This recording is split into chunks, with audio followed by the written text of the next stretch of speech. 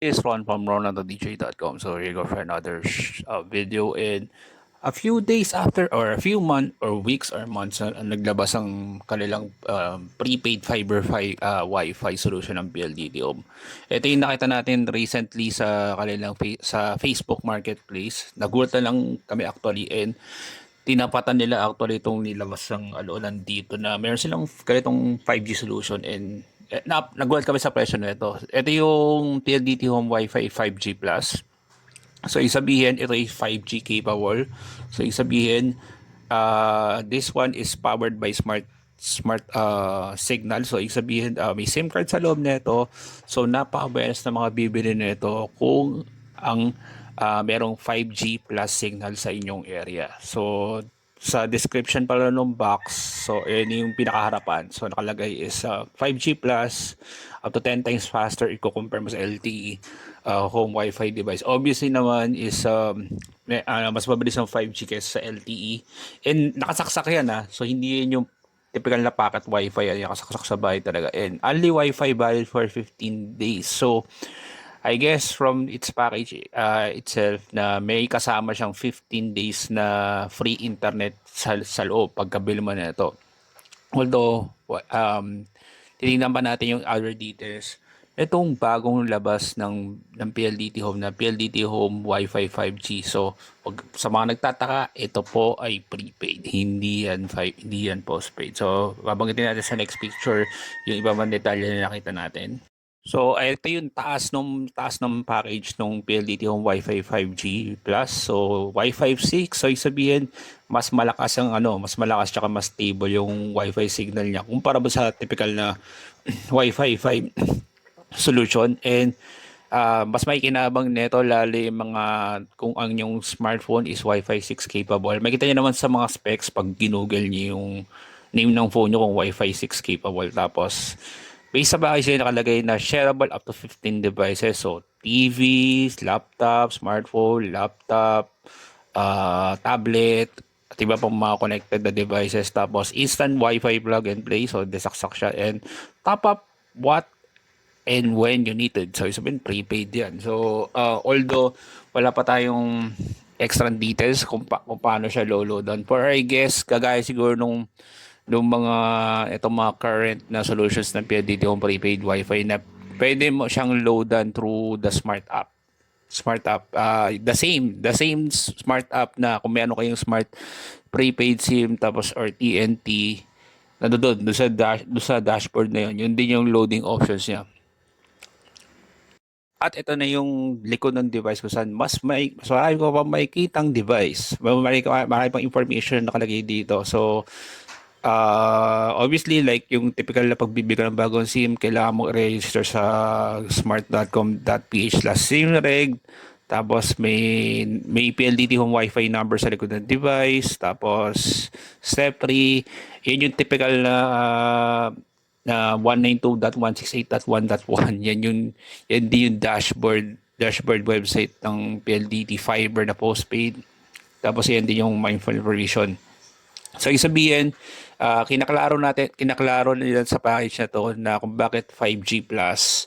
Kasi mas malakas. Ang 5G SA unlocks higher speeds and ultra low latency for significantly better internet experience. And syempre, sa likod ng package sinagot na kung paano mo siya loadan through the smart app, sa e-wallets like sa Maya, not sure kung sa GCash kung maging implemented na to sa mga e-commerce websites, digital platforms, sa mga tindahan. And syempre, makita naman mismo kung bigyan nyo ng closer look tong device or itong picture na ito na nakita natin sa Facebook Marketplace na kailangan nyo pong mag-download ng smart app. So, isabihin, kailangan nyo mag-download ng smart app. Either naka-iPhone kayo, Android, or app gallery on this one. Better siguro sa mga bibili nito na meron kayo smart or TNT SIM. Not sure lang kung medyo malabo, medyo kakalaruin natin later on kung meron tayo nakausap from PLDT Home on this one kung hindi naman ba required na bumili ka ng isang smart or TNT SIM para makapag-register ka sa makapag-register ka ng nitong PLDT Home Wi-Fi 5G Plus. Um, Unfortunately, sa package nito, walang malinaw kung ano yung mga load packages nito. Kasi sobrang bago pa nito. Recently nga lang lumabas yung bagong commercial ng PLD or online TVC ng online ad ng PLDT Home, only fiber, all na yung from 50 Mbps naging 100 Mbps na yun. So, tingnan natin yung isa pa dito sa nakita natin. At ito buti lang nakita natin sa isang online shopping app, actually sa Orange app ito. Screenshot ito ng PLDT Home Official. Medyo weird nung una. Nakita natin nung una sa website to. So, kita niyo naman na ibang-iba yung screenshot na nakuha natin kumpara sa pag-search mo right now, so far as we recorded this one sa Shopee app, na hindi mo siya ma-search. May H155 nga pala, kaya nagtataka. Kasi, based to sa naglista nung ano ito sa marketplace, ito is actually Huawei H153-381 na device. So kaya may nakapangalan na H155 na coding do sa number. So malinaw naman na may only Wi-Fi do sa package. Ang official price na ito is 1,895, although may picture do sa gilid nakalagay na looks like ipopromo ng PLDT ito, promo price na ng 1,495 pesos. Buti lang nakita natin doon sa Orange Shopping app kasi ang dami nagbebenta sa marketplace na iba-iba. May 3,000, may 4,000, may naka-buy one take one. Since napakabago. And as we nung chinek natin ito, nung pagka-screenshot natin ito, ginawan sold out nila. Ewan kung itatago nila later on itong or sabihin tinago mo na nila itong link na to for now, pero buti lang the power of screenshot nakuha natin itong bagong ilalabas pa lang or nakalabas na since meron sa Facebook Marketplace na PLDT Home prepaid Wi-Fi na 5G plus.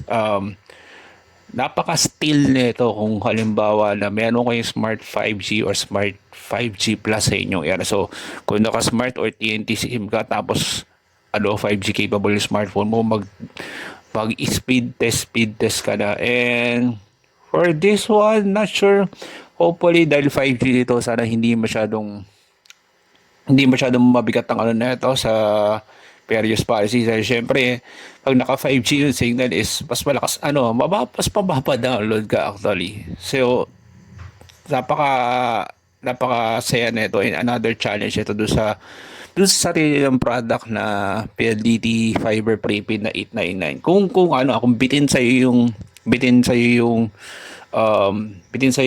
35 Mbps sila, or even kung sa area mo is walang PLDT Home Fiber sa area nyo, or any fiber provider wala sa area no, kung nasa bundok ka, pero kung natuklasan nyo na malakas yung 5G na smart sa area nyo, jackpot ka dito sa PLDT prepaid Wi-Fi 5G plus. So this one, kita nyo naman 1,995 pesos, pero naka-promo siya ng 1,495 pesos. Kaya we have to check kung bebenta rin ito sa PLDT store sa mga malls tsaka doon sa mga kiosk nila. So yun lang. Buti lang may competition yung prepaid 5G solution ng Lex nandito. So I hope you like this channel, this video. Follow social media description below and hit the subscribe button. And hope na enjoy nyo itong video to. This is Ron from RonaldDJ.com. Thank you very much for watching.